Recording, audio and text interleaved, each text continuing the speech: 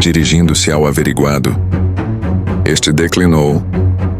Na noite dos fatos, uma quarta-feira de jogo do Corinthians, antes do carnaval, ele viu que Vitória estava retornando para sua casa e decidiu conversar com adolescente, condição esta que sequer sabia, uma vez que já havia inclusive terminado o ensino médio. Ele achava que a menina já era maior de idade.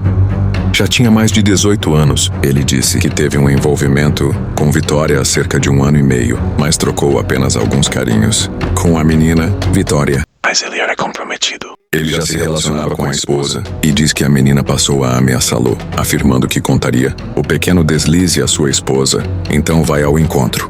Naquela noite, quarta-feira, ele foi então esperar por Vitória no ponto próximo ao spa. Não tendo certeza se ela chegaria por ali ou se ela ia para o outro ponto do Doca, ele viu o último ônibus passar. Entretanto, não tinha certeza se Vitória estava em seu interior. Vitória não desceu no ponto do Doca e ele decidiu ir embora. Ocorre que o caminho de sua casa coincide com o ponto final de Vitória e ele passa por ali, percebeu que Vitória estava caminhando. Tinha descido naquele local. Ele para o carro, chama a menina para conversar e mesmo já passando 1 ano, ele chamou a respeito do fato. Lembra de mim? Poxa, a gente conversou aquela vez, será que a gente não pode conversar? Vitória parou e ele falou, entra aqui, ofereceu uma carona para ela. E aí quando ela entrou, ele falou, cê não vai vir com aquele papo de contar pra minha esposa, porque não fazia sentido, já que quando ficaram juntos, mal tinham começado o namoro com a esposa, teria se exacerbado tentando lhe agredir, infringindo alguns arranhões no pescoço, que inclusive ainda estavam presentes quando da sua oitiva, e ela chega a arranhá-lo, e o arranhão que causou a cicatriz em seu antebraço esquerdo, a qual não sabe dizer como foi produzida, tendo falado naquela mesma oportunidade que se tratava de uma queimadura. A menina já foi logo tentando sair do carro. Ele segurou, ela o arranhou. Ele se exaltou, pegou uma faca de lâmina lisa, mais ou menos 1 palmo de lâmina, com 3,5 centímetros de largura, que normalmente ele levava junto ao banco do motorista, na parte lateral, entre o apoio de braço e o banco, desferindo o primeiro golpe no pescoço, o segundo perto do peito, com a lâmina para baixo para facilitar a estocada. Pelo que se recorda, ele disse que deu apenas 2 golpes. Vitória não gritou porque os golpes foram rápidos, chegando a desfalecer logo após o segundo golpe. Quando chegou em sua residência, colocou a moça no porta-malas, pegando uma enxada em sua própria residência, tomando o caminho que sai por cima próximo a um condomínio. E ele disse que facilitaria a decomposição do corpo, colocando ela na mata. Mas ele pretendia enterrar, fazendo um buraco raso. Abandonou o local, indo para casa muito nervoso, deixando o carro na rua. As vestes de Vitória foram deixadas no porta-balas e chegando em sua casa, deixando em um canto fora da residência, tomou um banho e foi dormir. Não conseguiu dormir, não falando com ninguém a respeito do ocorrido. Levantou-se por volta das 7 da manhã e foi trabalhar. Trabalhou até às 17 horas. E como tinha lixo para retirar e para queimar, acabou colocando tudo junto e queimando. O celular dela foi queimado. Segundo ele, na mesma oportunidade, Vitória carregava apenas uma sacola que foi queimada junto com os demais objetos. Naquela oportunidade, não chegando a verificar o que possuía em seu interior. Após apagado o fogo, juntou os resíduos, colocou em um saco de lixo e dispensou em uma lixeira existente perto do campo de futebol. Não sabe dizer como o corpo foi retirado da cova, que embora rasa, foi recoberta por 2 pedras. Ele disse que quando viu a repercussão na imprensa, ficou preocupado, mas não aparentar o nervosismo. Foi aí que ele foi à delegacia registrar boletim de ocorrência. Dias depois falou. Ele disse que ele não cortou o cabelo dela, que não sabe por que o cabelo dela estava cortado, mas ele disse que não mexeu no cabelo dela, que essa informação o surpreendeu, que todas as pessoas que foram levadas para a delegacia de Franco da Rocha como testemunhas, suspeitos averiguados, que nenhuma delas tem ligação alguma com o crime que ele cometeu, com a morte de Vitória. Disse, inclusive, que não havia outra pessoa no carro junto a ele, e depois do crime ele voltou para casa. Ele lavou as mãos no chuveiro, que não percebeu assim, grande sujeira e grandes marcas, vestígios do crime no carro. Lavou o carro, mas deu uma atenção especial ao porta-malas, pois depois de matar Vitória, ele dirige até a casa dele. Ele coloca o corpo de Vitória no porta-malas, e ele acredita que naquele momento, o porta-malas teria ficado com mais vestígios de sangue. Por isso, ele lavou muito bem o porta-malas. Ele teria voltado para casa bastante nervoso. Mas dormiu. Tentou dormir. Disse que não conseguiu, mas depois foi para o trabalho normalmente. Ele diz que não bebe, não faz uso de drogas, não toma remédios controlados. Diz que não ameaçou nenhuma das testemunhas e disse se é ou não integrante de uma facção criminosa. Ele disse que enterrou a Vitória. E a Vitória não foi encontrada enterrada. E o policial pergunta a ele, mas então quem você acha que desenterrou? Ele falou, Não faço ideia.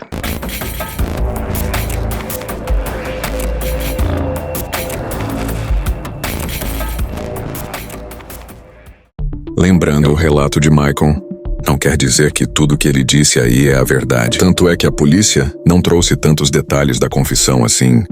O laudo do IML indicou que Vitória sofreu facadas no rosto, tórax e pescoço, resultando em uma hemorragia fatal. Ou seja, ela vai morrer disso, dessa hemorragia. E tem também um corte na aorta. Veja o que ele fez. Tirou o cabelo, porque o cabelo, né, para uma mulher é algo muito importante. Ou seja, ele está desfigurando esta mulher. A coisa de desfigurar essa parte do rosto, sabe, pescoço. Tudo isso aqui é um crime muito perverso. É um ódio muito grande. É um ódio muito grande, você falou tudo. Hoje a gente sabe a motivação, né? Sabe, do stalker, assim. Então imagina o que ele criou é uma obsessão dele. Eu conversei depois com outros psicólogos forenses e eles me dizem o seguinte, que este caso pode estar ligado a outros crimes ainda não identificados. Tem um detalhe importante, 2 dias antes do corpo da Vitória ser encontrado, naquela mesma região de Mata de Cajamar, é encontrado o corpo de uma senhora, de nome Edna. Esta Edna foi cuidadora do pai do Michael.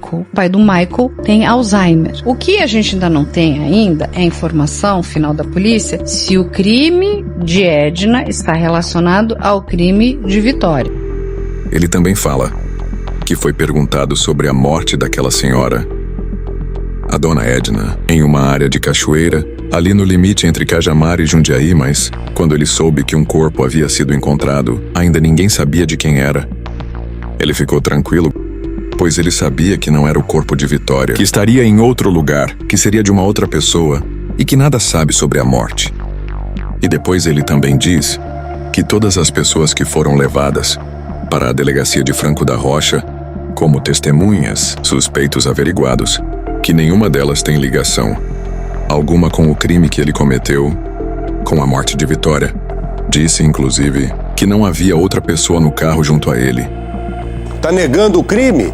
Acabei de sentar lá na redação, peguei aquele calhamaço todo de papel que nós recebemos, da confissão do cara, fui lendo trecho por trecho. Que história é essa que agora o cara não admite o crime? Deixa eu ouvir aí, por favor, pode soltar, vamos lá. Sobe o som aí, vamos lá. Sobe o som, vamos lá. O que é isso aí? Olha lá, tá com pinta de advogado. É o advogado do cara, vamos ouvir aí, ó.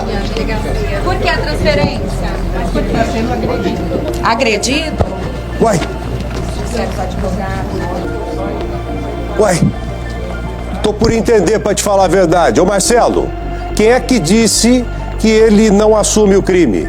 Ele que no primeiro momento negou, logo depois confessou na madrugada passada, vocês se lembram muito bem, nós acompanhamos a confissão dele, tudo documentado pela Polícia Civil do Estado de São Paulo, e agora vem dizendo que não cometeu crime coisa nenhuma. Quem é que disse isso, Marcelo?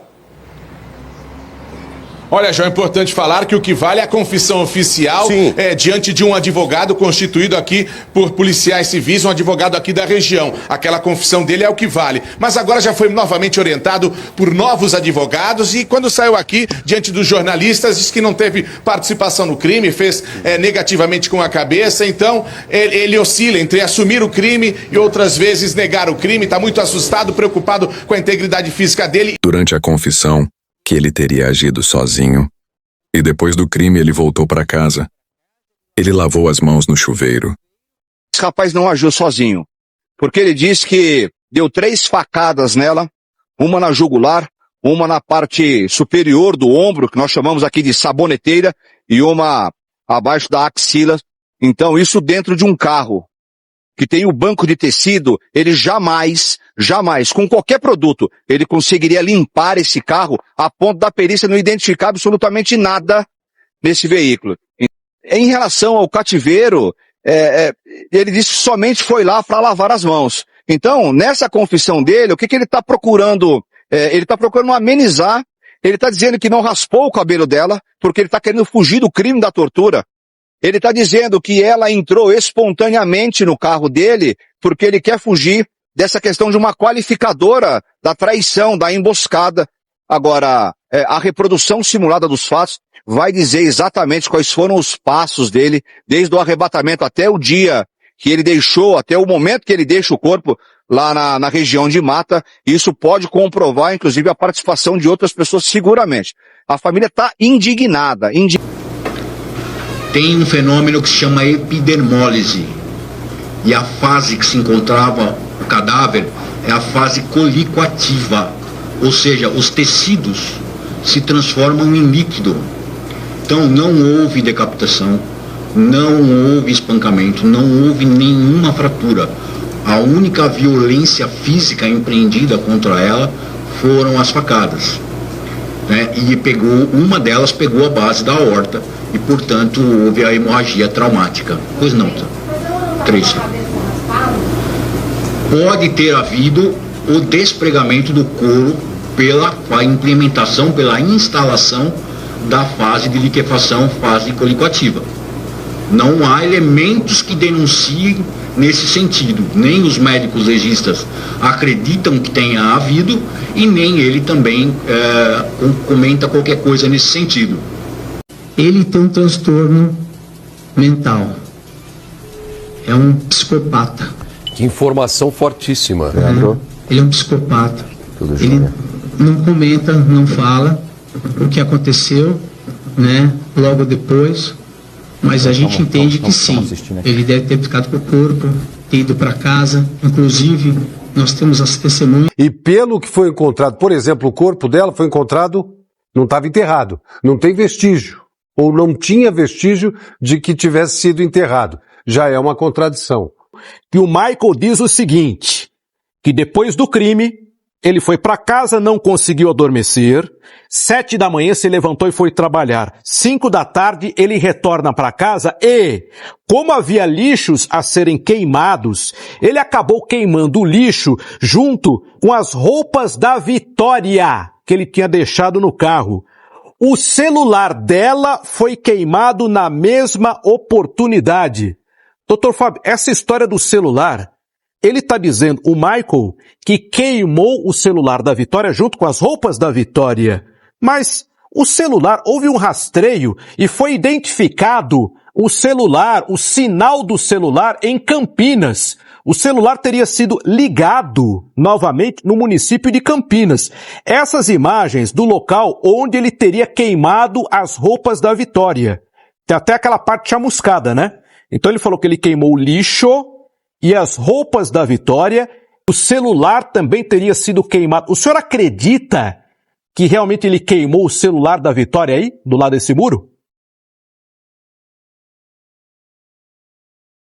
Não acredito, Thiago. Não acredito, porque nós temos aí uma questão técnica, que é a questão da localização desse celular na cidade de Campinas.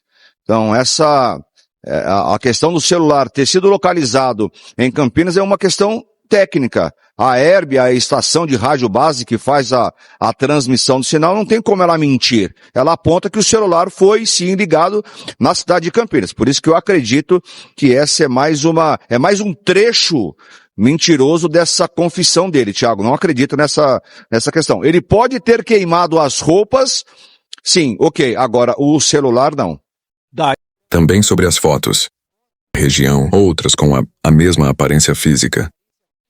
Semelhante à Vitória, ele disse que apenas achava as meninas bonitas. E por isso que ele registrou essas fotos, a imagem de uma arma encontrada no celular dele. Ele disse que foi retirada da internet, que nunca teve armamento e que não tem nenhum revólver. Próxima tela, por favor. Ela acabou se exaltando, ele acabou se exaltando, ele disse que quando ela o arranhou aqui no pescoço, e quando ela arranhou no braço, aí ele acabou se exaltando, pegando uma faca de lâmina lisa, mais ou menos um palmo de lâmina, como eu falei para vocês, né? Um palmo dá aproximadamente 24 centímetros. Um palmo de um homem, até isso nós pesquisamos. Um palmo de um homem de 1,75 m de altura, como é o caso do Michael, tem aproximadamente 24 centímetros de comprimento, 3,5 centímetros aproximadamente de largura, que normalmente levava junto ao banco do motorista na parte lateral, entre o apoio do braço e o banco, desferindo o primeiro golpe no pescoço e o segundo próximo ao peito. Então, a primeira ele deu aqui e o outro pertinho do peito, esclarecendo que ele é destro, apanhando a faca com a lâmina para baixo para facilitar a estocada. Olha, ele falou para a polícia que ele matou a Vitória porque ele estaria sendo chantageado pela Vitória. Ele disse para a polícia que eles começaram a ter um caso meses atrás e que a Vitória ameaçou contar isso para a mulher do Michael. E aí, para se proteger, ele perdeu a cabeça e acabou tirando a vida da Vitória. Como é que o senhor vê uma declaração dessa? Ô, Passaia, eu vou te falar uma coisa. Só uma pessoa idiota vai acreditar num negócio desse. Olha pra minha filha. Minha filha de 17 anos. Todo dia ela vem pra casa, ela sai do serviço dela e vem direto pra casa. Ela não tinha envolvimento nenhum com esse camarada. Se fosse outra pessoa, tudo bem, eu até aceitaria. Mas aquele traste é sem chance. Isso aí é tudo mentira. Pelo que se recorda, deu apenas 2 golpes, não podendo ponderar acerca da profundidade. Vitória não chegou a gritar, porque os 2 golpes foram muito rápidos, chegando a desfalecer logo após o segundo golpe. Tudo bem, mas 3 golpes foram encontrados no corpo de Vitória. Ele diz aqui que foram 2. Tudo foi muito rápido, ele entrou em desespero e seguiu sentido a sua casa, uma vez que estava parado ali próximo à trilha. Quando chegou em sua residência, a colocou no porta-malas, pegando uma enxada em sua própria residência, tomando o caminho que sai por cima, próximo ao condomínio 3 Pilares. Então ele diz que mata a Vitória dentro do carro, ele vai até a casa dele. Aí lá na casa dele, é por isso que ele colocou o carro para dentro, ele sempre colocava do lado de fora. Naquele dia ele colocou do lado de dentro, tirou do banco do carona, colocou no porta-malas, aí pegou as enxadas, a enxada e a pá que ele tinha retirado já da casa do padrasto dele, colocou dentro do carro e foi para jogar o corpo fora. Gustavo e Daniel, lembram deles? Chegaram a ser tidos como suspeitos de matar a jovem. Agora tá claro. Eles são inocentes. Em entrevista ao Fala Brasil, os 2 contam como foi ter essa vida virada de cabeça para baixo de uma hora para outra e como esse crime deixa sobre eles agora uma marca que está sendo difícil de apagar. É muito ruim, de verdade, é ruim demais, senhor. É ruim demais você ser acusado de uma coisa que você nunca passou pela sua cabeça, nunca. Daniel Lucas Pereira foi apontado como um dos suspeitos do assassinato de Vitória Regina em Cajamar, na região metropolitana de São Paulo. Ele falou com exclusividade ao Fala Brasil sobre a angústia que viveu nos últimos dias. Eu não vejo uma das minhas filhas, a mais velha, porque tá com medo, né? E ameaças. Outra pessoa que viu a vida virar de cabeça para baixo foi Gustavo Vinícius de Moraes Santos. O jovem de 25 anos teve um breve relacionamento com Vitória e foi a última pessoa para quem ela mandou mensagem. Ele descobriu que era considerado suspeito quando seguia para fazer uma entrega de móveis. O menino que eu trabalho com ele falou: Gu, olha isso daqui, mano. Daí ele pegou, comentou comigo: vamos voltar, mano. Não dá pra nós trabalhar assim, não. Você tá como foragido, se os caras pegar nós aqui... Voltamos, retornamos para a delegacia para saber o que estava acontecendo. Por que vocês não acreditam nesta versão de que o Michael agiu sozinho, seu Carlos? Porque sem condições dele fazer tudo sozinho. Onde foi colocado o corpo, existe cerca, é tudo mato. Ele não teria como colocar o corpo lá sozinho. Não tinha condições. Dona Sandra, para vocês, há outras pessoas envolvidas nisso. Vocês acreditam nisso? Sim, acreditamos nisso. Tem mais gente. Vanessa, o que passa pela cabeça de vocês? É claro que num primeiro momento, e é importante a gente deixar isso muito claro, tem uma conclusão disso, não traz a Vitória de volta, mas é muito importante É muito importante que a investigação seja feita e que haja uma conclusão. Mas neste momento vocês não estão satisfeitos com esse resultado? Não, nem um pouco. Porque a gente tem certeza absoluta que ele não agiu sozinho. Primeiro, ele falou que deu uma facada nela dentro do carro e que ela morreu dentro do carro. Se ele tivesse tentado esfaquear ela teria se defendido. Ela teria colocado a mão. Então não teria sido só essa facada. E outra, você cortando o pescoço de uma pessoa, jorra sangue para tudo quanto era lado. E não foi encontrado nada dentro do carro dele, apenas no porta-malas. Então ele não matou ela ali. Ele está mentindo. Essa confissão é encerrada exatamente à 00:12. Depois do crime, lavou o veículo. Essa foi uma das primeiras contradições da polícia. Contradições encontradas, pois ele não lavava o carro há mais de 20 dias. Mas quando a polícia chegou ao veículo, ele estava completamente limpo. Ele diz que não bebe, não faz uso de drogas, não fuma, não faz uso de tabaco, não usa drogas, não toma remédios controlados. Diz que não ameaçou nenhuma das testemunhas e disse... Fica muito claro que ele era obcecado pela vítima. Marco Antônio, o principal suspeito da morte da Vitória Regina de Souza, jovem de 17 anos, pode ser um stalker. A perícia realizada no celular do rapaz apontou que ele era obcecado pela vítima. Ele seguia a jovem desde o ano passado e em seu aparelho telefônico foram encontradas fotos de Vitória Regina. Entre as imagens, foi encontrado um print de uma publicação que Vitória havia feito em suas redes sociais na noite do seu desaparecimento. Na postagem, ela anunciou que estava saindo de mais um dia de trabalho e que iria para sua casa descansar. Michael visualizou e salvou a foto. As imagens do comandante Hamilton, o melhor do ar. Esse é o cara, hein? Só pra saber. Esse é o cara, hein? Esse é o cara, esse é o Michael. Esse é o Michael. Comandante Hamilton, o melhor do ar, tá com o Michael chegando aí no CDP. Imagem do SBT com o melhor do ar. Pois não, comandante Hamilton, pode falar. E só para a hora que eu te interromper, comandante Hamilton, o melhor do ar. A melhor imagem, embaixo, em cima, tá aqui na tela do SBT. Pois não, Hamilton. Pois é, Datena, exatamente, Datena. Ele chegou agora, você vê que o carro parou, ficou um tempo lá dentro, agora está dentro. A gente só consegue essa imagem porque está no helicóptero. Ele está na parte de dentro aqui do complexo do CDP aqui de Guarulhos. Ó, vamos tirar o Gema nesse momento. Ele está lá dentro já, tá, Datena? Ele não tem como fugir. Ele já está dentro do complexo nesse momento, muros altos já. Acabou de tirar o Gema, estão conversando com ele. Ele veio no carro, ficou no carro e acabou de descer. Nós no local nesse momento, ó, voltando para a mesma imagem, onde ele vai depois, ó, tô conversando com ele. Está recebendo as últimas orientações, procedimentos, né, Datena? Estão conversando com ele. E aqui o detalhe do carro, ó, tá vendo a mala dele com as roupas, seus pertences, já na mão, ele em deslocamento, está indo para outro ponto aqui.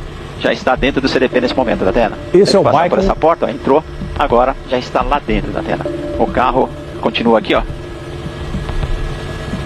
Bom, esse é o Michael, é o confesso do assassinato da Vitória. Veja as imagens aí. Esse é o Michael, ó. Imagem do comandante Hamilton, a melhor imagem sempre na tela do SBT. Ele foi levado por volta de 3h25 para o CDP de Guarulhos. Último